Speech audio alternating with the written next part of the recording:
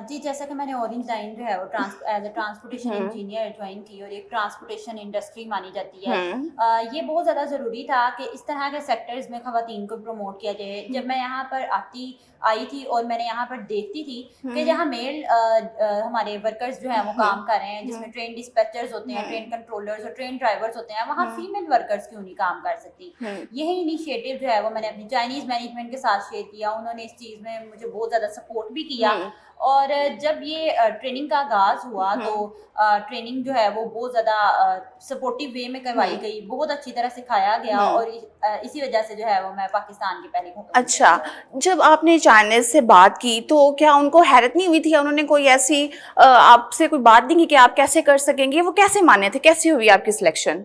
जी, बिल्कुल ऐसे ही है। इनको उनके साथ जब मैंने शेयर किया था तो उनको भी ये पता था कि पाकिस्तान में सोशल और कल्चरल हुँ, रिस्ट्रिक्शंस फीमेल्स को फेस करनी पड़ती हैं और हुँ, स्पेशली जब हमारे माशरे की बात आ जाती है हुँ, तो हम लड़कियों को घर तक महदूद रखते हैं। बिल्कुल। तो वो मुझे कहते थे कि आपने इतनी ज़्यादा एजुकेशन गेन की है तो क्या हुँ, आपके पेरेंट्स भी आपको अलाउ कर देंगे? हुँ, तो उस दौरान जो है वो मैंने उनको बड़ा ज़्यादा सपोर्ट में लिया और हुँ, उनको भरोसा दिलाया कि हुँ। मैं ये कर सकती हूँ। अच्छा,